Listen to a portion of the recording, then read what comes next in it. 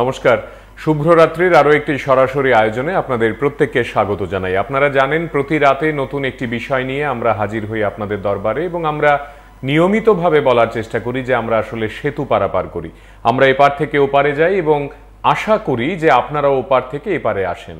এই যাতায়াতের মাধ্যমে আমরা প্রত্যেক দিন নিজেরা পরিচিত হই, আপনাদের কথাগুলো বৃহত্তর দর্শকদের কাছে পৌঁছে দিই। আজ আমরা এমনই একটি বিষয় নিয়ে কথা বলবো। আমরা এই আয়োজনের শিরোনাম রেখেছি পড়াশোনার ইতিউতি এবং আমাদের আজকের এই আলোচনায় আমাদের মধ্যে উপস্থিত হয়েছেন, আমরা অত্যন্ত কৃতজ্ঞ তার কাছে। এত রাতের একটি আয়োজনে তিনি সরাসরি এসছেন রাজ্যের বিশিষ্ট শিক্ষাবিদ, আমাদের সকলের প্রিয় এবং পরিচিত স্কুল অফ সায়েন্সের অধ্যক্ষ অভিজিৎ ভট্টাচার্য। স্যার, আপনাকে প্রণাম জানাই। একদম শুরুতেই স্যার আপনার কাছ থেকে বিনম্রভাবে যেটা জানতে চাইবো, আমরা যে আয়োজনের শিরোনাম আজকে রেখেছি যে পড়াশোনার ইতিউতি, আমরা পড়াশোনার বিভিন্ন দিকগুলো নিয়ে আপনার সঙ্গে একটু কথা বলতে চাই আজকের এই আলোচনায়। অভিভাবকরা দীর্ঘদিন ধরে আমাদের বলছিলেন যে আমরা অভিজিৎ স্যারকে শুনতে চাই এই অনুষ্ঠানে, সেই নিরিখে আপনাকে আমন্ত্রণ জানানো। এবং শুরুতেই স্যার এটা বলতে চাই যে এখন আপনি অনেকগুলো বছর পেরিয়ে জীবনে যে জায়গায় এসেছেন এবং এতটা জনপ্রিয়তা অর্জন করেছেন আমাদের রাজ্যে একজন শিক্ষক হিসেবে, আপনাদের সময়কালে মানে আপনি যখন শিশু ছিলেন, আপনি যখন ছোট ছিলেন, পড়াশোনা কেমন ছিল এবং আজকের পড়াশোনা কেমন? অনেক আমূল পরিবর্তন আমাদের সময় পড়াশোনা আর এখনকার পড়াশোনা। আগেরকার যে ছিল পড়াশোনা যে ছিল, ছোটবেলার থেকে বলি, সেটা একটা এই টাইম টেবিল অনুসারে করতে হতো। আমার এখন মনে আছে যে কৈলাসহর, আমাদের অরিজিনাল বাড়ি কৈলাসহর। তো মাটির ঘর, এই ব্রিক দিয়ে কোনো কিছু না, সব মাটির ঘর, উপরে ছন, বড় বাড়ি, পুষ্করণী আছে, আম গাছ, কাঁঠাল গাছ, জাম গাছ সব আছে, ছোট্ট প্লট, সেখানে কৃষিও হয়। তো ছোটবেলার কথা যখন আমি রিকল করি, সেখানে দেখা যাচ্ছে আমার ঠাকুমা আশালতা ভট্টাচার্য, উনি আমাদের সবাইকে সকালবেলা ভোর 5টার সময় উঠিয়ে দিতেন। 5টার সময়? ভোর 5টা। আচ্ছা। তারপর সেটা শীত হোক, গরম হোক, বৃষ্টি হোক, আমরা সবাই ওই ব্রাশ নিয়ে পুকুর পার চলে যেতাম। পুকুরে মুখ টুক ধুয়ে এসে বারান্দায় ওই চাটাই থাকতো, ওই চাটাইতে বসতাম এবং খুব জোরে জোরে পড়তাম, সবাই মিলে, একদম সবাই মিলে জোরে জোরে পড়তাম। কথাই ছিল তুমি আগে জোরে জোরে পড়তে হবে, যাই পড়ো জোরে জোরে পড়তে হবে। তো ধরো দিদিমণি আসতেন, ওই 6টা নাগাদ দিদিমণি আসতেন, উনিও মানে থাকতেন যতক্ষণ আমরা পড়তাম, আর একজনকে পড়া দিয়ে পড়া উনি নিতেন। 8টা সাড়ে 8টা অবধি তো আমরা কন্টিনিউয়াস মানে জোরে জোরে পড়তাম, এটা আমার মনে আছে। 8:30টার পরে উঠো, তারপর স্নান করো, তারপর ওই যাকে বলি আমরা ব্রেকফাস্ট, এটা করা। তখন এখন তো ব্রেকফাস্ট ধরো ম্যাগি হয়ে যায়, এই হয়ে যায়, শর্টকাট যত, তারপর পরোটা থাকে, কিন্তু আমাদের সময় চিড়া মুড়ি, তারপর আমের সময় আম, কাঁঠালের সময় কাঁঠাল। এখন যদি এইটা আমি আমার ছেলেকেও বলি বা অন্যদেরকে বলি, ওরা এটাকে মানে মানতে নারাজ। কিন্তু মানে ওরা বলে তুমি দুধ দিয়ে, কলা দিয়ে, আম দিয়ে, চিড়া দিয়ে, মুড়ি দিয়ে এগুলো খেতে, এগুলো তো আমরা খেতে পারবো না। হ্যাঁ, সেটা সিম্পল লাইফ, প্রচন্ড সিম্পল ছিল, কমপ্লিকেটেড মোটেও ছিল না। তারপর ধরো আবার এই স্কুল যাওয়া হতো, ফিরতাম, স্কুল থেকে ফিরতাম, তারপর ওই পুকুরের মাছ ভাত হতো, মাছের ঝোল, মাছ ভাজা, খাওয়া দাওয়া করে একদম ঘুমাতাম। বিকালবেলা উঠতাম 4টা সাড়ে 4টার থেকে উঠে, তারপর খেলাধুলা হতো। হ্যাঁ, ফুটবল খেলতাম। ফুটবল ছিল না, জাম্বুরা আছে না, জাম্বুরা দিয়ে সিরিয়াসলি বলছি, খুব মজার দিনগুলো ছিল। পড়তাম, একদম কাদা ইয়ে করে আসতাম, তারপর মা আবার ওই পুকুরে নিয়ে গিয়ে স্নান টান করে আমরা বাড়ি ফিরতাম। খুব মজার দিনগুলো, তখন লাইট ছিল না। তারপর জলের এই এই ফিটকারি দিয়ে জল ইয়ে করে পরিষ্কার করা হতো। হ্যাঁ, 8টা 8:30টার সময় এই ছোট কাকুর সঙ্গে এই বাজারে যেতাম, মনুদির পারে, সেই বাজারটা বসতো। স্যার, আপনি ডিস্টিংক্টলি সবকিছু মনে রেখেছেন? মনে রেখেছি। তো হারিকেন নিয়ে যেতাম, তো খালি পায়ে যেতাম, বুঝেছো, ওই ধান ক্ষেতের উপর দিয়ে যেতাম।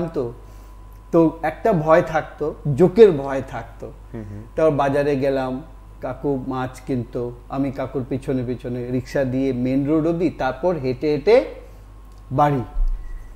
তো হেঁটে আজকে দেখো এই রাস্তাগুলো যে ছিল, বর্ষার দিনে পুরো কাদা থাকতো রাস্তায়, স্লিপও করতাম। বাড়ি এসে আবার স্নান টান করে ধরো মা রান্না বসাতেন, 10টার সময় রান্না বসতো, খেতে খেতে 12টা বেজে যেত। তারপর যে যায়, মা ঘুমোতে ঘুমোতে অনেক দেরি, বাবা তো বিদেশে থাকতেন। তো ছোটবেলা আমার এমন কেটেছে। স্যার, এই যে আপনি বলছেন, মানে অনেকটা রূপকথার মতো আজকের দিনে দাঁড়িয়ে আমরা যদি এই বিষয়গুলো ভাবি, এখনো হয়তো বা গ্রামীণ এলাকায় এই চিত্রগুলো আছে, তাদের নিজের মতো করে আছে, এবং ছেলে মেয়েরা বড় হচ্ছে এই চিত্রগুলোর মধ্যে দিয়েই। কিন্তু শহুরে এই দামালপনার মধ্যে আপনার এই ছোট ছোট ছোট ছোট আমি যদি বলি যে শর্টস, এই শর্টস গুলো এখন সেই অর্থে হয়তো বা নেই।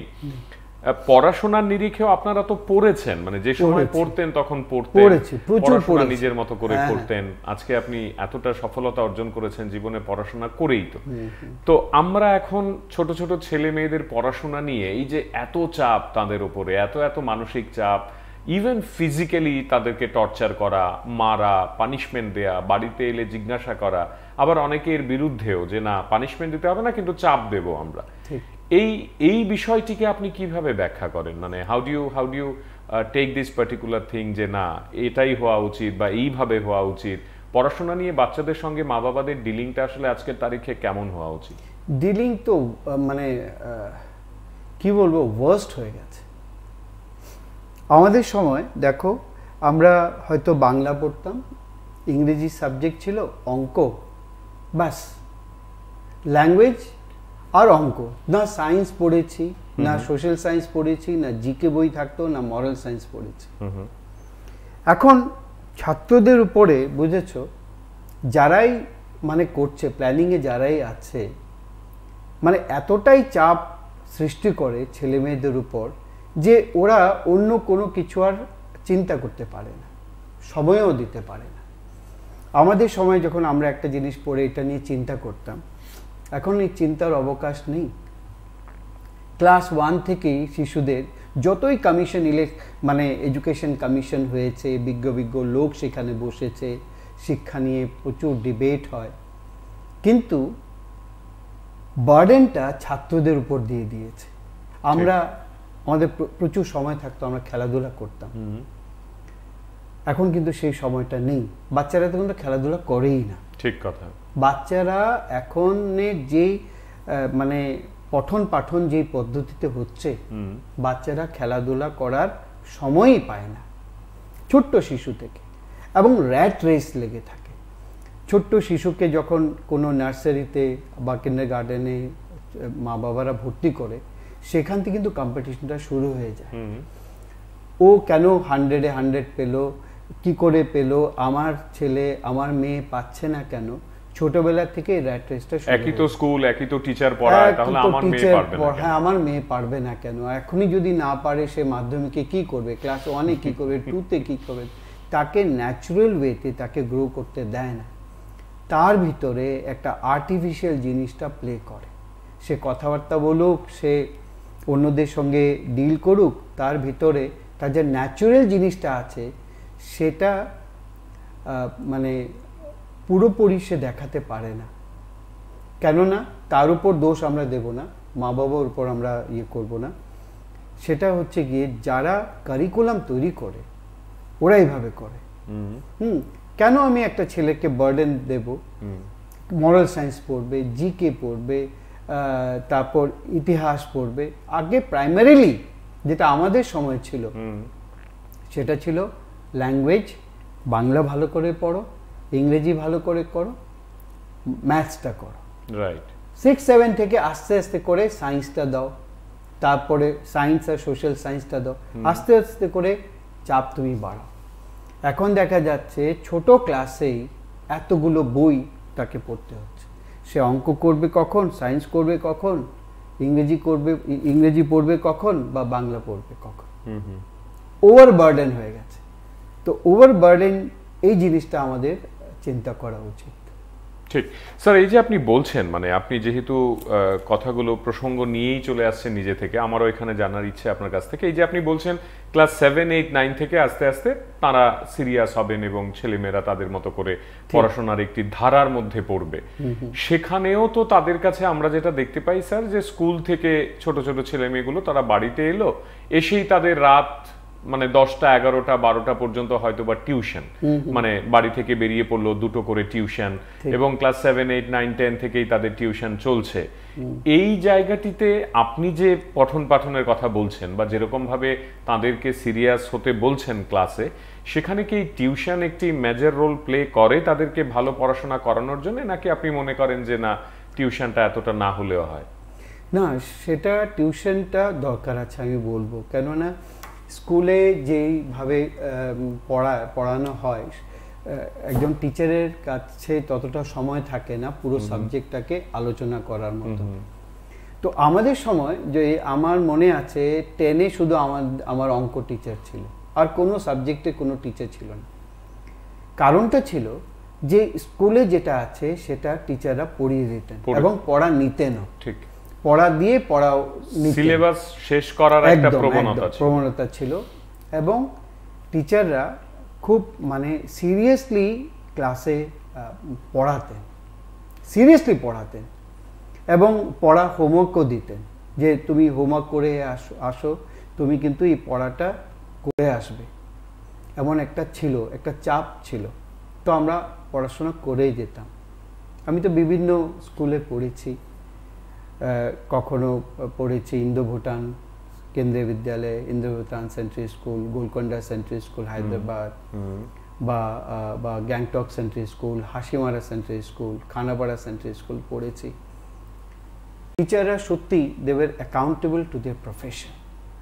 কেন ছেলেটা খারাপ করছে এটা ওদেরকে জবাব দিতে হতো, এবং ওরা বলতো যে সবার একটা কেস স্টাডি হতো, প্রত্যেকটা ছেলে মেয়েদের জন্য কেস স্টাডি থাকতো, কেন সে খারাপ করছে, কোথায় তাকে করাতে হবে। সেই অঙ্কে মানে উইক থাকলে তাকে অঙ্কের উপর স্ট্রেস দেওয়া হতো। কিন্তু এখন যেটা আছে, কে কত দ্রুত সিলেবাসটা শেষ করবে। আমি তোমাকে বলি, টিচাররা পড়াতে ইন্টারেস্ট হারিয়েছে ইদানিংকালে। টিচাররা ক্লাসে পড়াতে ইন্টারেস্ট হারিয়েছে। কেন? কারণ হচ্ছে বাড়ির টিউশন। ফিজিক্স স্যার ভালো প্রিপারেশন মাইন্ডসেট নিয়ে যাচ্ছেন যে আমি ফিজিক্সের মোশন চ্যাপ্টারটা পড়াবো, কিন্তু এই ছেলেটি মেয়েটি অধিকাংশ স্টুডেন্ট কি করছে, এটা টিচারের বাড়ি, গৃহশিক্ষকের বাড়িতে এই অ্যাডভান্স পড়ে ফেলেছে। সাইকোলজিক্যাল জিনিসটা তুমি বোঝো। টিচার ঢুকছে কিন্তু ভালো মোটিভ নিয়ে ঢুকছে যে আমি পড়াবো, উনি মোশন, রেস্ট, রেফারেন্স ফ্রেম এবং ফার্স্ট ল সেকেন্ড ল বলার আগেই ছেলেগুলো টিচার এক্সট্রা করছে, জানি তো এগুলো দরকার নেই। মানে কিছু অধিকাংশ স্টুডেন্ট কি করছে, এই টিচারের লেকচারটা ঠিকভাবে শুনছে না। Teacher is a non entity in the classroom. কেননা এই জিনিসগুলো এই ছেলে বা এই মেয়েটি যে ক্লাসে বসে আছে, সে তার প্রাইভেট টিউশনে এগুলো অলরেডি করে ফেলেছে। He doesn't need this. ঠিক। সেখানে কি হয়, আমরা প্র্যাকটিক্যাল জিনিস বলি, সেখানে টিচার কি করছে, তার যে একটা ইন্টারেস্ট আছে না, এই ইন্টারেস্টটা সে হারাচ্ছে, এবং যে উত্তর দিয়ে দিচ্ছে, অ্যাডভান্স কোশ্চেন করা হচ্ছে, ধীরে ধীরে তিনিও রিল্যাক্টেন্ট হয়ে যাচ্ছেন। তাতে মার খাচ্ছে কে? যে ছেলেটি অর্থের অভাবে টিউশনে যেতে পারছে। Very true. দিস ইজ মানে রিয়েল হ্যাপেনিং। আজকে প্রত্যেকটা স্কুলে এই সমস্যাটা হচ্ছে। টিচার ফর্মুলা লেখার আগেই বলে দিচ্ছে কি হবে, অঙ্কটা করার আগেই বোর্ডে অঙ্কটা, স্যার উত্তরটা এটা, ব্যাপারটা অ্যাডভান্সও করে ফেলছে। ঠিক, মানে এটা তো ভয়ঙ্কর, মানে এটা দিনের শেষে ভয়ঙ্কর। তো কি হয়, যে যে আমি বললাম যে যেই ছাত্রটি টিচার রাখতে পারছে না, তার একটু লস হয়ে যাচ্ছে। এবং শুধু এরকমই না, প্রত্যেকটা সাবজেক্ট ওয়াইজ টিচার। এখন আমাদের সময় কি হতো, যেরকম সায়েন্স, আমি যখন রামকৃষ্ণ মিশনে পড়াতাম, সায়েন্স মানে অভিজিৎ স্যার সায়েন্স পড়াবে, ফিজিক্সও পড়াবে, কেমিস্ট্রিও পড়াবে, বায়োলজিও পড়াবে, দরকার পড়লে স্যার অঙ্কও করাবে। কেন করাতে পারবো না? আমি বিএসসি পাস করেছি, কেউ এমএসসি পাস করেছে। একজন এমএসসি পাস করা ছেলে বা মেয়ে ক্লাসে ও বায়োলজি পড়াতে পারবে না, নাইনকে বায়োলজি পড়াতে পারবে না, কেমিস্ট্রি পড়াতে পারবে না, ফিজিক্স পড়াতে পারবে না। আবার কেমিস্ট্রি যে পড়াচ্ছে, গৃহশিক্ষকের কাছে যাচ্ছে, কেমিস্ট্রির 3টে ভাগ, বলছে ওই স্যার ফিজিক্যাল কেমিস্ট্রি ভালো পড়ায়, ওই ম্যাডাম অর্গানিক কেমিস্ট্রি ভালো পড়ায়। স্যার ইফ ইউ অ্যালাউ, দর্শক আছেন একজন সঙ্গে একটু কথা বলে নিই। কে আছেন? নমস্কার স্যার। প্রথমে স্কুল অফ সায়েন্সের কর্ণধার অভিজিৎ স্যারকে আমার অন্তরের হৃদয়স্থল থেকে শুভেচ্ছা। স্যারকে আমি শুধু একটি প্রশ্ন করছি, স্যার শ্রীকৃষ্ণ মিশন ভবন স্কুলে ফেল নেই, গান্ধী স্কুলে ফেল আছে, রামনগর স্কুলে ফেল আছে, তার কারণটা স্যার কি হলো প্রশ্নটা? স্যার উনি যেটা বলছেন যে শহরের বিভিন্ন স্কুলগুলোতে আমরা দেখছি যে ছেলেমেয়েরা ফেল করছে, মানে তারা ক্লাসে ঠিকভাবে উত্তীর্ণ হতে পারছে না। এর কারণ কি হতে পারে? এরকমটা কেন হচ্ছে? দেখুন, ফেল যে ছেলেমেয়েটি ফেল করছে, পুরো দোষটা আমি ছেলেমেয়ের উপর দেব না। কেননা ও তো শিশু, ও তো বোঝে না যে ওকে পড়তে হবে। ফেল করার যদি আমি তার মানে এটাকে ভাগ করে নিতে হবে, কেন সে ছেলেটি ফেল করলো। প্রথম হচ্ছে সাবজেক্ট, মানে যে ক্যান্ডিডেটটি ফেল করলো সে সিরিয়াস না, এক। দ্বিতীয় কথাটা হচ্ছে গিয়ে এটা 30%, কিন্তু বাকি 70% দায়ী হচ্ছে গিয়ে স্কুল এবং তার গার্জিয়ান। এখন কেন ফেল করছে? হয়তো যখন সে প্রমোটেড হয়েছে, ক্লাস 6 থেকে যখন 7 সে প্রমোটেড হয়েছে, সে ল্যাঙ্গুয়েজই জানতো না, হয়তো ঠিক তো, সে ভালো করে গ্রামারই জানতো, একদম একদম, তার বেসটা ঠিক হয়নি একদম। তো যখন সে 7-এ উঠেছে, প্রমোটেড হয়েছে, 7 থেকে 8-এ উঠেছে, 8-এর মাস্টারমশাই দেখছেন যে এই অবস্থায় যদি আমি তাকে 10-এ পাঠাই তাহলে সে মাধ্যমিকে ফেল করবে। ঠিক। আসলে কি, আসলে যেটা হওয়া উচিত সেটা বেসটাকে স্ট্রং করতে হবে, এবং সেই বেসটাকে স্ট্রং করতে গেলে ক্লাস 1-2 থেকে স্ট্রেস দিতে হবে, তাহলে সে ফেল করবে না। এবং এটা যাতে না হয়, অনেক অনেক অনেক স্কুল আছে 100% পাস করছে। কেন বলো তো দেখি? ব্যাপারটা হচ্ছে ওই ছেলে মেয়েদের বেসটা খুব স্ট্রং আছে। যার বেসটা স্ট্রং থাকবে সে জীবনে কোনো ক্লাসে ফেল করবে না। আর যেখানে বেসটা উইক, সেখানে সে 7 থেকে 8-এ উঠেছে ঠিক আছে, কিন্তু 8 থেকে 9-এ উঠতে গেলে সে ফেল করবেই করবে। মূল কথাটা হচ্ছে কি, তার বেসটা তুমি স্ট্রং করো, এবং সেটা প্রত্যেকটা স্কুলে থাকবে। দরকার পড়লে আমি তাকে ক্লাস 1 বা 2-তে তাকে রিটেন করিয়ে নেব, ছোটবেলায় ওকে আমি রিটেন করে নেব, কিন্তু বড় হয়ে সে যাতে একটা মানে স্ট্যান্ডার্ড, হ্যাঁ, মা বাবাকে বোঝাতে হবে যে দেখো ও অ আ ক খ লিখতে পারে না, এবিসিডি পারে না, না নিজের নামটা লিখতে পারে না, ওকে 1 বছর আমরা রেখে দিই। 1 বছর রেখে কি করব? তার বেসটা স্ট্রং হবে, ও যাতে লিখতে পারে, ও যাতে পড়তে পারে।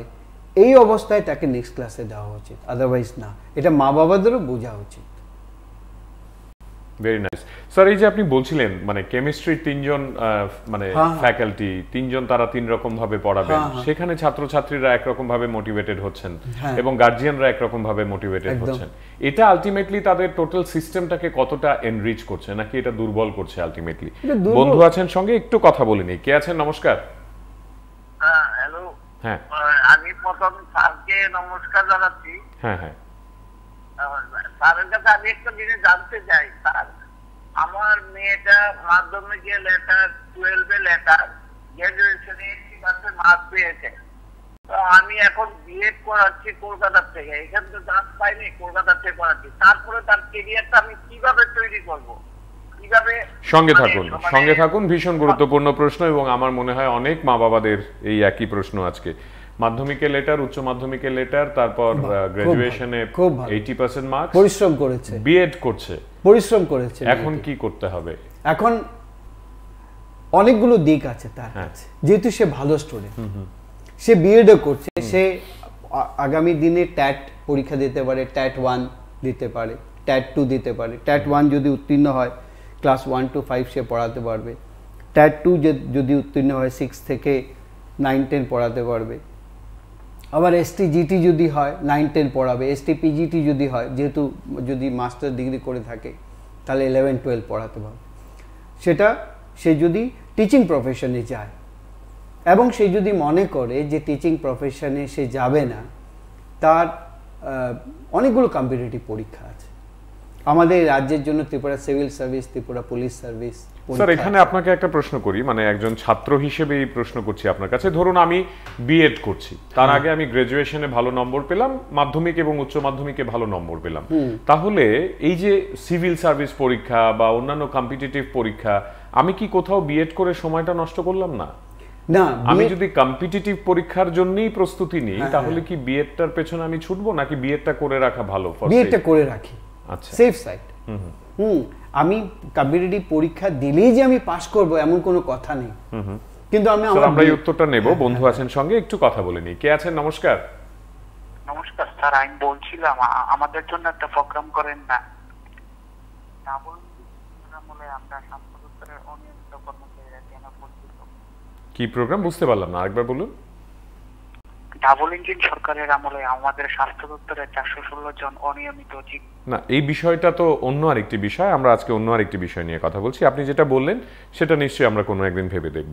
হ্যাঁ স্যার, যেটা বলছিলেন। হ্যাঁ, তো ও দেখো, ও মাধ্যমিকে ভালো করেছে, উচ্চ মাধ্যমিকে ভালো করেছে, গ্রাজুয়েশনে ভালো করেছে, ওর কাছে তো সময় আছে। কম্পিটিটিভ পরীক্ষা বসলেই যে আমি পাবো এমন কোনো কথা নেই। তাহলে যে সময়টা আছে, তুমি কোনো প্রতিষ্ঠান থেকে বিএড করে নাও।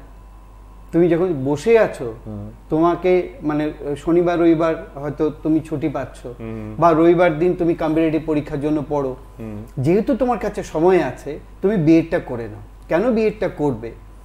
ইন কেস, কেননা কম্পিটিটিভ পরীক্ষায় প্রচুর ছাত্রছাত্রীরা পরীক্ষায় বসে, খুব অল্প সংখ্যক ছেলেমেয়েরা পরীক্ষায় পাশ করতে পারে। ঠিক আছে, তোমার এম রইল যে তুমি সিভিল সার্ভিস ক্র্যাক করতে চাও, তুমি সাবঅর্ডিনেট পোস্টে যেতে চাও, তুমি in the meantime B Ed করে রাখো। তো বিএড করে রাখলে কি আছে, অনেকগুলো এভিনিউজ ওপেন রাখতে হয়। শুধু আমি একটা নিয়ে বসে থাকবো এটা ভাবলেও চলবে না এখনের মানে ইয়েতে টাইমে। তো ও বিএডটা করে নিক, যেহেতু ওর কাছে মানে সময় আছে। আর যখন ট্যাট অ্যানাউন্স হবে, ট্যাট 1, ট্যাট 2, ST-GT, ST-PGT, ও দিয়ে দিক। শিক্ষকতা করছে, তখন হঠাৎ করে ভাবলো যে না আমি সিভিল সার্ভিসে আসবো। আমাদের সিভিল সার্ভিসে প্রচুর ছেলেমেয়েরা আছে যারা স্কুলে পড়াতো, কলেজে পড়াতো, ওরা পরবর্তী সময় সিভিল সার্ভেন্ট হয়ে চলে এসছে। অধিকাংশ স্টুডেন্ট এরকম আছে। ঠিক স্যার, আমরা যেহেতু শুরু করেছিলাম ছোটবেলা দিয়ে, আমরা যদি একটু মাধ্যমিকে আবার ফিরে যাই, আপনাকে যদি সেখানে ফিরিয়ে নিয়ে যাই, এবং অভিভাবকদের তরফ থেকে যদি এমন একটা প্রশ্ন হয় যে মাধ্যমিকে আমার ছেলেটি বা মেয়েটি ভালো নম্বর করবে, সেটাই তো এন্ড অফ দ্য ডে আমাদের গোল, যে ভালো নম্বর করতে হবে, তার জন্য বেসিক 2 বা 3টে টিপস কি হতে পারে Abhijit sir? How to score good marks, এগুলো এখন তো ধরো যে ইংরেজি বা বাংলা বা সায়েন্স বা সোশ্যাল সায়েন্স যেগুলো আছে, সেগুলো আগে সিলেবাসটা দেখে নিতে হবে। সিলেবাসটা দেখে তারপর ধরো মার্কস ডিস্ট্রিবিউশনগুলো থাকে, MCQ থাকে, সিঙ্গেল ওয়ার্ড থাকে, 30 ওয়ার্ডস থাকে, 50 ওয়ার্ডস থাকে। তাকে চ্যাপ্টার ওয়াইজ ভালো করে MCQ কি আসতে পারে, 30 ওয়ার্ডস কি আসতে পারে, 40 ওয়ার্ডস কি আসতে পারে, তাকে আগে থেকে ওই চ্যাপ্টার ওয়াইজ তাকে প্রিপারেশনটা নিতে হবে। আচ্ছা, সেটা সোশ্যাল সায়েন্স হোক, সায়েন্স হোক, অঙ্ক হোক। কিছু প্রশ্ন আসে যেটা কমন, মানে এটা আসবেই আসবে, এই ছাড়া হয় না, কোয়েশ্চেন পেপার হয় না। এখন ফার্স্ট অফ অল তাকে সিকিউর করতে হবে যাতে আমি পাস করি। নেক্সট স্টেপটা ভাবতে হবে সে যাতে 50%-এর উপর সিকিউর করতে পারে। থার্ড স্টেপে ভাবতে হবে সে যাতে 75% স্কোর করতে পারে। লাস্ট স্টেপে ভাবতে হবে যে কিছু এক্সেপশনাল কোশ্চেন তাকে প্রিপারেশন নিতে হবে যে যাতে করে সে ওই সাবজেক্টে 100 আউট অফ 100 যাতে পায়, এবং তাকে খুব সিস্টেমেটিক ওয়েতে পড়তে হবে, মানে আর টাইম ম্যানেজমেন্ট তাকে জানতে হবে। আমি কোনো প্রশ্নের উত্তর ভালো করে লিখতে পারি বলেই যে আমি প্রচুর সময় নিয়ে নেব সেটা আনসার করতে, তাহলে যদি এরকম হয় তাহলে তার অনেকগুলো কোশ্চেন মিস হয়ে যাবে।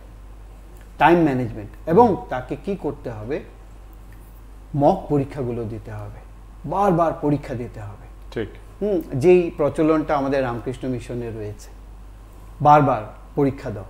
পরীক্ষা দিলে পরে কি হবে, এবং পরীক্ষা দিলে শুধু হবে না, পরীক্ষা দেওয়ার পর খাতাটা যাতে ঠিকভাবে ইভ্যালুয়েট হয়, কেউ যাতে থাকে যে আনসার্সগুলোকে ইভ্যালুয়েট করে ফেলবে। একটি ছেলে 9 থেকে 10-এ উঠেছে 40% পেয়ে, এই ছেলেকে আমরা 85% করাতে পারি যদি টিচারের যদি প্রচেষ্টা থাকে, টিচার যদি চায় যে এই ছেলেটিকে আমি দেখব যে 80% পায়। It entirely depends upon the school and the concerned teachers. Teacher যদি চায় সেটা পসিবল, কিন্তু দেখতে হবে যে whether টিচারকে প্রপার এনভায়রনমেন্ট দেওয়া হয়েছে কি না পড়াবার।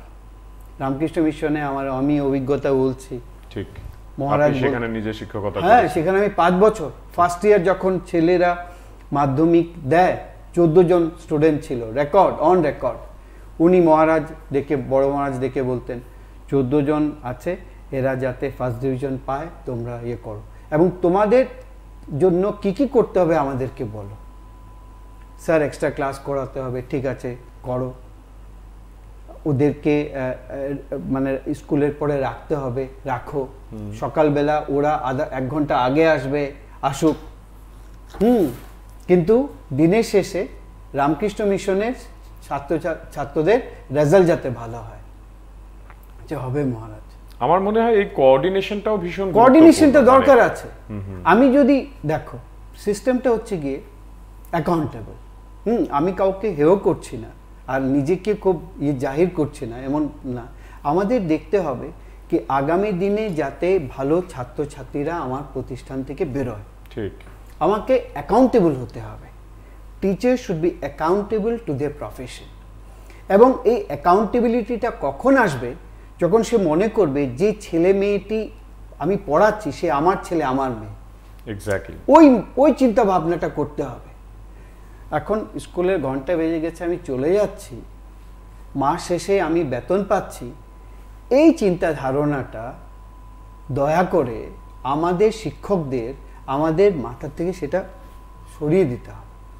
প্রিন্সিপালের সঙ্গে কথা বলতে হবে যে স্যার ওই ছেলেটি ভালো করছে না, ইদানিংকালে ভালো করছে না, ও যাতে ভালো করে, ওকে আপনি স্কুলের পরে বলুন থেকে যেতে, আমরা 2-3 জন মিলে ওকে ভালো করে পড়াবো। বাহ বাহ বাহ, বিউটিফুল। এরকম হওয়া উচিত। তাহলে দেখবে যে রেজাল্ট কেন এত স্টুডেন্ট ফেল করে। স্টুডেন্ট ফেল করা পাস করা পুরোটা নির্ভর করছে স্কুলের উপর।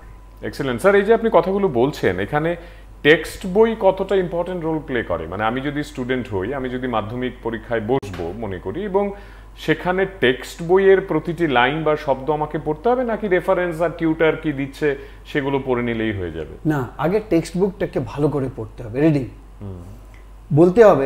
একটি ছেলেকে বলতে হবে যে ভাই তুমি টেক্সট বুক একবার না। আমরা স্যার আপনার থেকে এই উত্তরটা নেব, তবে বন্ধু আছেন সঙ্গে, একটু কথা বলে নিই। কে আছেন? নমস্কার। হ্যালো দাদা। হ্যাঁ, মাধ্যমিকে যে বলছেন যে মানে ক্লাস 4-5 এর পরে মানে কি রকম সঙ্গে থাকি স্যার বলেছেন এটা ইতিমধ্যেই 4-5 এ কি করতে হবে। আপনারা জনে জনে যদি নিজেদের ছেলে মেয়েদের কোন ক্লাসে পড়ে সেই ক্লাসে ভালো নম্বর কিভাবে হবে তা নিয়ে প্রশ্ন করেন তাহলে হবে না। আজকে অভিজিৎ স্যার ওভারঅল আমাদেরকে গাইড করছেন how to score good marks in মাধ্যমিক, উচ্চ মাধ্যমিক এবং তারপরে মানে ক্রমান্বয়ে পড়াশোনার ক্ষেত্রে বিষয়গুলো কি কি হয় তিনি মোটের ওপর কথাগুলো বলছেন। আপনারা শুনুন, নিশ্চয়ই বুঝতে পারবেন তিনি কি বলতে চাইছেন। Sir please back to. তো যেটা বলছিলাম সেটা একটা কথা আছে না, practice makes a man perfect. তাকে বলো যে টেক্সট বইটা তুমি একবার যখন রিডিং করবে তো 1 লিখে রাখো, দ্বিতীয়বার যখন টেক্সট বইটা পড়বে 2 লিখে রাখো। তুমি যদি পুরো টেক্সট বইটা 50 বার পড়ো, কে তোমাকে 85% কম নাম্বার দেবে বলো? তুমি নিজে থেকে টেক্সট বইটা 25 বার পড়ো, প্রত্যেকটা চ্যাপ্টার 25 বার পড়ো। আছে কি তোমার কাছে সেই মানে উইল পাওয়ার যে একটা চ্যাপ্টার আমি 25 বার পড়বো এবং পড়ে যদি কোনো লাইন না বুঝতে পারি তাহলে আমি শিক্ষক মশাইকে জিজ্ঞেস করব। এবং প্রত্যেকটা স্কুলের শিক্ষক যে শিক্ষিকা যা আছে ট্যাটের মাধ্যমে যারা গেছে ওরা দিতে চায়। একটা জিনিস বলি, দে ওয়ান্ট টু গিভ। কোনো ছাত্র যদি এই প্রশ্নটা নিয়ে যায় মাস্টারমশাই উত্তর দেবেন না, এক্সপ্লেন করবে না, বাস আমি বলি সিক্রেট কি, প্রত্যেকটা চ্যাপ্টার যে কোনো ক্লাসে হোক ওই ছাত্র ওই চ্যাপ্টারটা তুমি 25 বার পড়ো, ওই চ্যাপ্টারটা তুমি 25 বার পড়ো। Excellent excellent. বন্ধু আছেন সঙ্গে, একটু কথা বলি। কে আছেন? নমস্কার। নমস্কার অভিজিৎ স্যারকে অসংখ্য ধন্যবাদ। হ্যাঁ, তো স্যারের কাছ থেকে আমি জানতে চাই যে এই যে আমাদের ত্রিপুরা রাজ্যের রেজাল্টের অবস্থা আমরা দেখলাম বিদ্যাজ্যোতি স্কুলে, তো এই রেজাল্ট গুলি ছাত্রদের যে 1% নম্বর কম পেল প্রায় বিদ্যাজ্যোতি স্কুলে, তার জন্য কি মানে শিক্ষকদের ঘাটতি রয়েছে নাকি পরিচালন করার? ইতিমধ্যেই এই নিয়ে তিনি কথা বলেছেন, এইসব নিয়েই আমরা কথা বলছি, আপনি সঙ্গে থাকুন। আরেকটা জিনিস বলছি যে আমরা দেখছি অনেক শতাংশ নাম্বার নিয়ে খুব ভালো রেজাল্ট করছে স্টুডেন্টরা, কিন্তু যখন এই ব্যাংক বা কোথাও আমরা যাচ্ছি দেখতে পাচ্ছি অনেকেই অ্যাপ্লিকেশন ভালো করে লিখতে পারছে না। তো এখানে কি মনে হয় কোথাও ঘাটতি রয়েছে? ঠিক, সঙ্গে থাকুন। আপনার দ্বিতীয় প্রশ্নটা খুব গুরুত্বপূর্ণ। স্যার আপনি যেটা বলছিলেন ওইটা শেষ করি, তারপরে এই প্রশ্নে আসি। টেক্সট বই নিয়ে আপনি বলছিলেন 25 বার করে পড়তে হবে একটা চ্যাপ্টার। আমি সিক্রেট বলে দিচ্ছি, হ্যাঁ সিক্রেট অফ গুড রেজাল্ট। কিন্তু সেই উইল পাওয়ারটা কি আছে? তুমি যখন ফার্স্ট রিডিং দিতে হবে, ফার্স্ট সাইকোলজিক কোনো চ্যাপ্টার, কোনো বাংলা বা ইংরেজি বা সায়েন্স বা ম্যাথস করছো, তো ম্যাথস ছাড়া বলছি, ধরো সায়েন্সের একটা চ্যাপ্টার পড়ছো, তোমাকে কি করতে হবে? ঘড়ি দেখে না, তোমাকে ধরতে হবে যে এই চ্যাপ্টারটা আমি 10 মিনিটে রিডিং দিয়ে দেব। তুমি যখন ফার্স্ট পড়বে তখন তোমার ফুল কনসেন্ট্রেশনটা চ্যাপ্টারের দিকে থাকবে। যেমন ধরো তুমি যে গাড়ি চালাচ্ছ, তুমি যদি ধরো 30 কিলোমিটার/আওয়ার স্পিডে চালাও, গাড়ি চলছে, হ্যাঁ, তোমার অ্যাক্সিলারেটর পা দিলে 30 কিলোমিটার/আওয়ার, তো তখন কি হবে? তুমি ডান দিকে তাকাবে, বাঁ দিকে তাকাবে, কখনো আকাশ বা ফিল করবে। কিন্তু সেম জিনিসটা তুমি যদি 80 কিলোমিটার/আওয়ারে গাড়িটা যদি চালাও তখন কি করবে বলো তো? ফোকাস, একদম ফোকাস থাকবে। তাহলে বলছি সিক্রেট, কয়েকটা সিক্রেট আমি তোমাদের বলে দিই, তোমরা শোনো ভালো করে। Students please listen to me. তুমি কি করবে? ওই চ্যাপ্টারটা ফার্স্ট রিডিং দেবে একবার যখন রিডিং দাও তোমার কিছুটা বুঝতে পারবে, you will understand only 5% of the lesson without any guidance. দ্বিতীয়বার যখন করবে তখন তুমি 10% বুঝতে পারবে। যখন তুমি এটাকে 5 বার পড়ে ফেলবে তুমি তার 50% বুঝে নেবে। তারপর কি করতে হবে? 5 বার ফার্স্ট রিডিং দেওয়ার পরে তখন 6th, 7th, 8th রিডিংটা যেটা হবে সেটা স্লো হবে, এবং যেখানে যেখানে তুমি বুঝতে পারছো না সেটা তুমি তোমার মাস্টারমশাইকে জিজ্ঞেস করবে যে স্যার আমি বাকিটা আমার দরকার নেই, আমাকে 6, 7 এই যে পোর্শনটা আছে এটা আমাকে বুঝিয়ে দিন। 10 বার হয়ে গেল, 10 বার হয়ে গেল। তোমাকে যদি এই চ্যাপ্টার পরীক্ষা আমি নিই তো তুমি কত পাবে? 70% পাবে। কিন্তু সবগুলো চ্যাপ্টারটা পড়ে ফেলেছো, কোশ্চেন্সের সব আনসারগুলো তোমার জানা হয়ে গেছে, তারপর তুমি যদি আমি পরীক্ষা বসতে তুমি 90 পাবে। আর যখন 25 বার তুমি পড়ে ফেলবে, বলবে আমি পড়ে ফেলেছি, you will not score less than 95. Excellent. That is the secret of studies. Excellent. কিন্তু সেটা উইল পাওয়ার আছে কি ছেলের মধ্যে, সেটা আমি 25 বার এই চ্যাপ্টারটা পড়েছি স্যার, তাহলে হয়ে যাবে। রাইট, বন্ধু আছেন সঙ্গে আরেকটু কথা বলি। কে আছেন? নমস্কার। নমস্কার, আমি টিভি24 এর মাধ্যমে মাননীয় মুখ্যমন্ত্রী মহোদয়কে আমি একটা বার্তা পাঠাতে চাই। আপনি মাননীয় মুখ্যমন্ত্রীকে অন্য মাধ্যম ব্যবহার করে বার্তা পাঠাবেন, আজকের এই অনুষ্ঠানে বার্তা পাঠাতে পারবেন না। আমরা কিছু সুনির্দিষ্ট বিষয় নিয়ে কথা বলছি, সেগুলোই শুনতে হবে আপনাকে। স্যার, আরেকটা বিষয় যেটা মানে ভেরি ভেরি ইম্পর্টেন্ট আমার মনে হয়, এই যে আপনি বলছেন মাধ্যমিকের সিক্রেট এক্সিলেন্ট ওয়েতে আপনি বললেন, মনে থাকবে হয়তো বা গার্জিয়ানদের 25 বার অভিজিৎ 25 বার পড়তে হবে, 24 বার পড়লে হবে। উচ্চ মাধ্যমিকে আপনি কি বলবেন, মানে what is the secret of scoring good marks when it is class 12? মানে 10 আর 12 এ তো নিশ্চয়ই কিছু তফাৎ থাকবে। উচ্চ মাধ্যমিক কথা বলি, প্রচুর স্টুডেন্ট আছে ওরা কি করে ভুলবশত সায়েন্সটা নিয়ে নেয়, ডাক্তার ইঞ্জিনিয়ার হওয়ার জন্য কি করে, সায়েন্সে 95 পেয়েছে, ম্যাথসে 95 পেয়েছে, গার্জেন মনে অনেক পেয়েছিস, কিন্তু তার আইকিউটা একটু লো আছে, সবার তো আইকিউ সমান হয় না, তো ও কি করে 60% পেয়েছে বা 55% পেয়েছে, কোনো স্কুল সায়েন্স দিচ্ছে, সায়েন্স নিয়ে নিল। এখানে ছেলেমেয়েরা ভুল করে। এই সায়েন্স নেওয়াতে সে না তো ফিজিক্সটা বুঝতে পারে, না কেমিস্ট্রিটা বুঝতে পারে, না অঙ্ক করতে পারে। এখান থেকে কিন্তু সে কি করে আবার ফেল করে। কিন্তু যারা ভালো স্কোর করলো মাধ্যমিকে 90, 95, 90, ছেলেকে বলতে হবে তারা সবাই কি নেবে সায়েন্স? না, ছেলে বলবে যে বাবা আমি সায়েন্স নিয়ে করতে পারবো, পড়তে পারবো, মানে চাপিয়ে দেওয়া যাবে না, চাপিয়ে দেওয়া যাবে না, না আমার তুমি সায়েন্স নিয়ে নাও, কারণ সায়েন্স নিলে তুমি ইঞ্জিনিয়ারিং করতে পারবে, তুমি ডাক্তার হতে পারবে, সায়েন্স নিয়ে নাও, পরবর্তী সময় জয়েন্ট এন্ট্রান্সের মাধ্যমে তুমি এগুলো কোয়ালিফাই করো আর মানে ডাক্তার ইঞ্জিনিয়ার হতে পারবে। কিন্তু ছেলে বলছে যে বাবা আমি সায়েন্স নেব না, আর্টস পড়তে দাও, আর্টস পড়তে দাও, ইতিহাস নিক, তারপর পলিটিক্যাল সায়েন্স নিক, জিওগ্রাফি নিক, ইকোনমিক্স নিক, ভালো করবে। মানে দেখতে হবে যে ছেলের বা মেয়ের ইন্টারেস্টটা কোথায় আছে।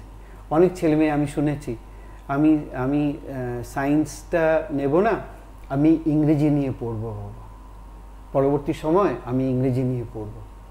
বিশ্বাস করো ওরা ডেস্কে বসে বিভিন্ন বাইরে Hindustan Times, Times of India, Telegraph, ওখানে বসে এবং প্রচুর রোজগার করে।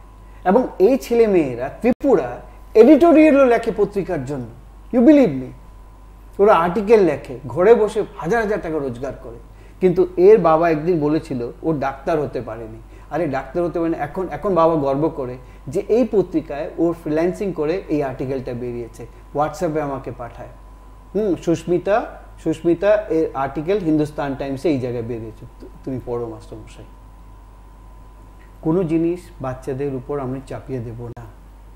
আর এখন তো অনেক ভ্যারাইড সাবজেক্টস এসছে, ও যদি অঙ্ক না চায় অঙ্কটা দিও না, অঙ্ক খুবই টাফ আছে, কিন্তু ও যদি বলে বাবা আমি অঙ্ক নিয়ে ভালো করবো, মাস্টারমশাই আমার ভালো আছে, তাহলে অঙ্ক করতে দাও। ফিজিক্স নট ইজি সাবজেক্ট, 12-এর ফিজিক্স ইজ নট ইজি। যার আইকিউ কম আছে let him not take science, কেননা এই সায়েন্সটাই তার পিছনে কাল হয়ে দাঁড়াবে। তার থেকে আর্টস নিয়ে নিক, কমার্স নিয়ে নিক, এদিকে তারপর নিয়ে পাশ করবে, ইয়ার লস হলো না তার, সেখানে 3 বছরের গ্র্যাজুয়েশনের করে সে বিভিন্ন কম্পিটিটিভ পরীক্ষায় বসো। আমাদের কাছে এমন দৃষ্টান্ত আছে, ছেলেটি মাধ্যমিকে 3rd ডিভিশন পেয়েছে, উচ্চ মাধ্যমিকে 3rd ডিভিশন পেয়েছে, গ্র্যাজুয়েশনে মোটামুটি পাস করেছে, হতাশ হয়ে গেছে কি করবে, 3rd ডিভিশন, এইগুলো মার্কস নিয়ে কোথায় আমি দাঁড়াবো। বলা হলো যে তুমি কম্পিটিটিভ পরীক্ষায় বসো। প্রথমবার দিল পেল না, দ্বিতীয়বার দিল পেল না, 3rd টাইম যখন দিল সিভিল সার্ভিসে ফার্স্ট হয়ে বেরিয়ে গেল। কি বলছেন? একদম, এগুলো উদাহরণ আছে আমার কাছে। দিস ইজ রিমার্কেবল, অসাধারণ অসাধারণ।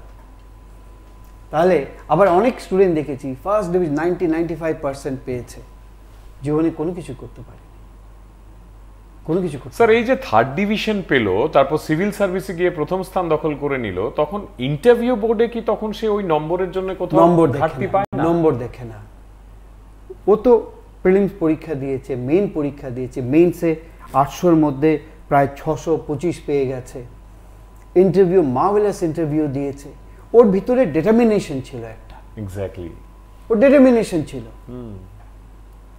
এমন হয়েছে, শুভ্র এত সুন্দর গল্প আছে, উমাকান্ত স্কুলে দুজন ছাত্র একই সঙ্গে 10-এ পড়তো। যে ছেলেটি খুব সিরিয়াস ও রিক্সা করে যেত, আর যে ছেলেটি নন সিরিয়াস ও রিক্সা করে যে যেত ও পিছনে দিয়ে উঠতো। বদমাস ছেলে, চলে যায় এখান থেকে, বাবা আমার তাহলে আমাকে একটু বসতে দিত না। আর ও কি করতো, রিক্সার পিছনে ধরে ওই স্কুলে পৌঁছাতো। বদমাস ছেলে ছিল। পরবর্তী সময় 8 থেকে 9, 9 থেকে 10 মাধ্যমিক, এই ছেলেটি যে রিক্সা করে যেত আর যে হেঁটে হেঁটে আসতো, ও কি করেছে, ও ডাক্তার হয়ে গেছে। He became a doctor. এইগুলো জানো তো, আমি যেদিন আমি পড়াবো না সেদিন হয়তো বই লিখবো। এক একজন অফিসার আজকে যে বড় হয়েছে, SDM হয়েছে, জয়েন্ট ডিরেক্টর হয়েছে, ডিরেক্টর হয়েছে, জয়েন্ট সেক্রেটারি হয়েছে, প্রত্যেকের পেছনে একটা স্টোরি আছে। একদম। এই প্রোগ্রামটা যদি কেউ দেখে থাকে তাহলে ও ভাববে যে স্যার হয়তো আমার কথাই বলছে আজকে। সত্যি ঘটনাগুলো যেদিন আমি পড়াবো না সেদিন আমি লিখব, এবং আমার এই লেখা বইগুলো প্রচুর লোক পড়বে। শোনো তো, ছেলেটি ডাক্তার হয়েছে, ডাক্তার হয়ে পোস্টিং হয়েছে। আর যে বলছিলাম যে 3rd ডিভিশন পেয়েছে, ও তো কোনো রকমে পাস করে, ফেল করেনি, মাধ্যমিকে কোনো রকমে পাস। আর বাবাও কিছু বলেনি, বাবার একটা গ্রসারি দোকান, ঠিক আছে। বাবা কেমন পাস করেছিস, তো বাবার খালি ছিল পাস করেছে কিনা। 12 পাস করেছে, গ্রাজুয়েশন করেছে, সিভিল সার্ভিসে বসেছে। শোনো, ও সিভিল সার্ভিস হয়ে SDM হয়ে গেছে। আর এই ছেলেটিও ডাক্তারি 5 বছর ডাক্তারি পাস করে এসে এখানে সরকারি চাকরি পেয়েছে।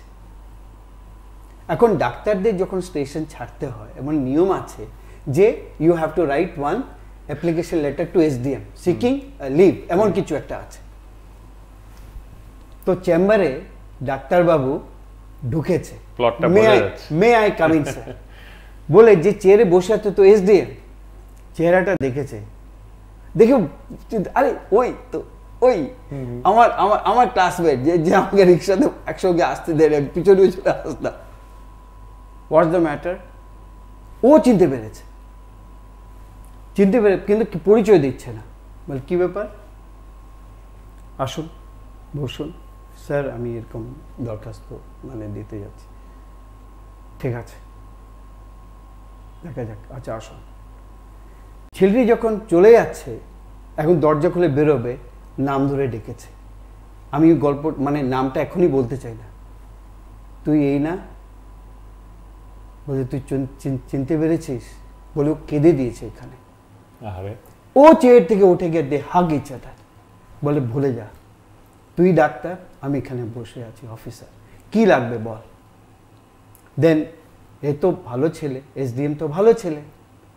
তারপর চা আনিয়েছে, এই আনিয়েছে, সেই আনিয়েছে, সবাই অফিসে সবাই লোককে ডেকেছে কি দেখো আমি আমার বন্ধুর সঙ্গে পরিচয় করিয়ে দিই। এই নামটা অনেকবার শুনেছি, ও আমাদের এখানে ডাক্তার, কিন্তু ও যে আমার বন্ধু, আজকে এখানে ঢোকার পর দেখলাম হি ইজ মাই ফ্রেন্ড। এমন গল্প, এমন স্টোরি আছে। তাহলে যে ভালো খারাপ রেজাল্ট করছে কখনো ভাববে না যে জীবন এখানে শেষ হয়ে গেছে। ঠিক এই রকম একটা লাইনের জন্য আমরা অভিজিৎ স্যার, জীবন এখানে শেষ হয়ে গেছে এটা ভাবার কোনো সময় করবে না। আর আমরা টিচাররা জানো তো কাদেরকে বেশি সাপোর্ট করি, এটা সবার, যে উইক থাকে। মা বাবারা কাকে বেশি আদর করে পরিবারে, যদি 5-6 জন ছেলে মেয়ে থাকে, যে ভেরি উইক তার প্রতি কিন্তু মা বাবাদের ভালোবাসা বেশি থাকে। ছাত্ররা কিন্তু বোঝে না অনেক সময় যে ভালো স্টুডেন্টদেরকেই স্যার সাপোর্ট করছে, এমন কিন্তু না। যে উইক থাকে তার পেছনে কিন্তু মা বাবা যেভাবে থাকে, একজন শিক্ষক বা শিক্ষিকা ওর পিছনে এরকম থাকে। স্যার খুব সংক্ষেপে TCS TPS, এই যে যেহেতু এই উচ্চারণগুলো আসছে বারবার, আমি যদি TCS TPS এ সফল হতে চাই একজন ছাত্র হিসেবে, সেখানে আপনার বেসিক টিপস কি হবে? কি করতে হবে কম্পিটিটিভ এক্সাম? ভেরি সিম্পল, সবাই তো আর স্কুল অফ সায়েন্সে এসে পড়তে পারবে না, দরকারও নেই। হ্যাঁ, দরকারও নেই। টিপসটা হবে সিলেবাসটা নাও। প্রিলিমসের একটা সিলেবাস আছে, 200 নম্বরের পরীক্ষা আছে। স্যার আমরা কি একটু কথা বলে নেব দর্শকের সঙ্গে? কে আছেন? নমস্কার।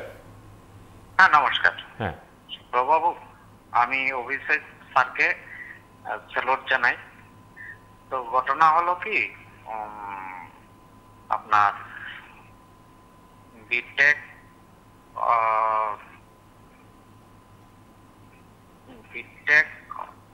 কি বলে আইআইটি ত্রিপুরা কি কোনো পজিশন আছে গভর্নমেন্ট জব?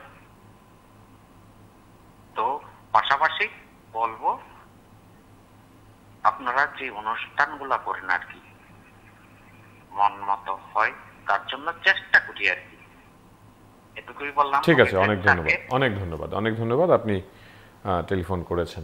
হ্যাঁ স্যার। আচ্ছা, তো একটা সিলেবাস আছে, প্রিলিমসে একটা সিলেবাস আছে 200 মার্কসে। সেখানে ইংরেজি আছে, সেখানে ইতিহাস আছে, সেখানে ভূগোল আছে, সেখানে জিওগ্রাফি আছে, সেখানে অঙ্ক আছে, সেখানে টেস্ট অফ রিজনিং আছে 200 মার্কসে। এমসিকিউ, সে ইতিহাসটা পড়ে ফেলুক, 9, 10, 11, 12 ইতিহাস পড়ে ফেলুক, জিওগ্রাফি 9, 10, 11, 12 পড়ে ফেলুক, ইকোনমিক্সটা পড়ে ফেলুক। ওই বললাম 25 বার করে, এতবার লাগেও না। অঙ্ক প্র্যাকটিস করুক, মাধ্যমিকের অঙ্ক আসে, রিজনিংও সিম্পল রিজনিং আসে। সে প্রিলিমসে বসে সে যদি 120 বা 125 বা এই নাম্বারটা পায়, সে প্রিলিমস কোয়ালিফাই করলো, সে প্রিলিমসটা কোয়ালিফাই করলো। তারপর আসবে মেন্স পরীক্ষা। মেন্স 200 নম্বর থাকে, একটা ইংরেজি কম্পালসারি থাকে, আর একটা থাকে ককবরক বা ইংরেজি নিতে পারো, বা বাংলাও আছে। আর 4টে জেনারেল স্টাডিজ পেপার আছে 150 নম্বর করে, 800 নম্বরের পরীক্ষা। সিলেবাস আছে, সিলেবাস অনুসারে তুমি যদি 6 মাস এই সিলেবাসের প্রত্যেকটা টপিক ভালো করে পড়ে ফেলো, you will pass in the written examination, pass in the কিন্তু সিস্টেমেটিক স্টাডি থাকতে হবে, পরীক্ষা দিতে হবে। স্যার, এটা তো একটা কঠিন শব্দ, মানে সিস্টেমেটিক স্টাডি থাকতে হবে মানে কি করতে হবে? 24 ঘন্টা পড়তে হবে না তো, প্রত্যেক দিনে 6 ঘন্টা তুমি পড়ো, 6 hours. Only for competitive exam, only for civil services you read 6 hours, but আজকে যদি পড়াটা না করো, কালকে কিন্তু 12 ঘন্টা পড়ে নিও। অন এন অ্যাভারেজ তোমাকে 6 ঘন্টা পড়তে হবে প্রত্যেক দিন, একদম। রাত্রেবেলা 2 ঘন্টা পড়ো, সন্ধ্যার থেকে 10টা অবধি আড্ডা দাও, খাওয়া দাওয়া করে 10টা থেকে 12টা অবধি পড়ে নাও, সকালবেলা 6টা থেকে 8টা পড়ে নাও, দুপুরবেলা 2টো থেকে 4টা, 6 ঘন্টা তো হয়ে গেল। কে তোমাকে বলছে সারাক্ষণ বসে পড়তে? এবং এই যে 2 ঘন্টা বের করছো, ল্যাঙ্গুয়েজের জন্য রেখে দাও, কনস্টিটিউশন আর ইকোনমিক্সের জন্য অল্টারনেট করে পড়ো, ইতিহাস এবং জিওগ্রাফি অল্টারনেট করে পড়ো। একটা সাবজেক্ট পড়তে হবে না, মানে তুমি ভাগ করে নাও যে কবে কবে কি করবে, একদম সুন্দর করে টাইম টেবিল করো এবং added to the time table. School of সায়েন্সে আসতে হবে না, তুমি নিজেই পারবে। টাইম টেবিলটা ইয়ে করো ভালো করে। লাস্ট 2 বছর মানে 2বার হয়ে গেছে নিউ সিলেবাসে, ওই প্রশ্নপত্র দেখো এবং প্রত্যেকটা টপিক এলাবোরেটলি জানো। ইতিহাস যখন জানবে, ancient history, medieval history, modern history সব জানো। কেন? প্রশ্ন করো। এটার জন্য গুগল তোমার কাছে আছে, তোমার কাছে বীরচন্দ্র লাইব্রেরি আছে। এমবিবি কলেজে যদি স্যারকে যদি বলো, অনুরোধ যদি করো, বই তোমাকে দেবে। ঠিক। ব্যাপারটা কি জানো তো? Very simple. আমি বড় হতে চাই, এবং বড় হতে গিয়ে তুমি দেখবে যদি কেউ মানে ওর কন্ট্যাক্টে আসে, ও বলবে স্যার তুমি আমাকে সাহায্য করবে, আমি বড় হতে চাই। সব টিচার বলবে হ্যাঁ করব, কি তোর দরকার। এটা তুমি ত্রিপুরা বিশ্ববিদ্যালয়ে কোনো স্যারকে গিয়ে বললে what you want this, I will help you. কে হেল্প করবে না বলো? সেই জিনিসটা আসতে হবে, ভেতর থেকে আসতে হবে।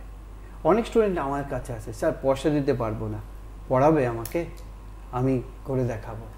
পড়বি? ঠিক বলছিস, রেগুলার থাকবি, প্রত্যেক দিন আসবি? আসবো স্যার। এই ছেলে, এই মেয়েটি সিভিল সার্ভেন্ট হয়েছে। হয়েছে। Excellent.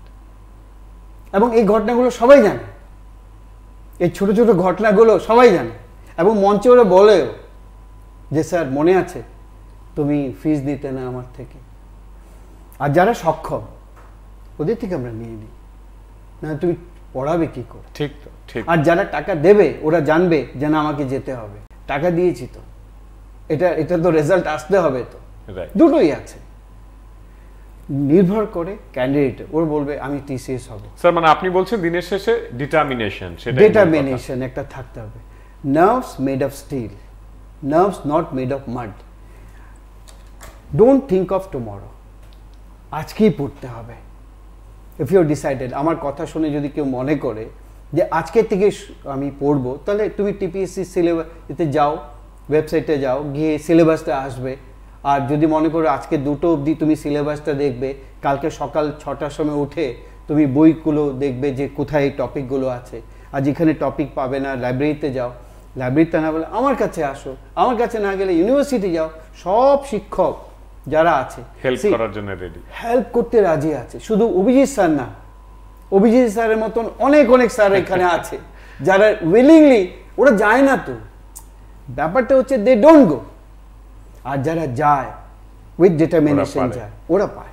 Excellent sir, thank you so much, thank you so much sir, thank you so much. আপনারা যারা এতক্ষণ আমাদের এই আলোচনা শুনলেন, আপনারা শেষ যে লাইনটি অভিজিৎ স্যার বললেন, যারা যায় তারা পারে।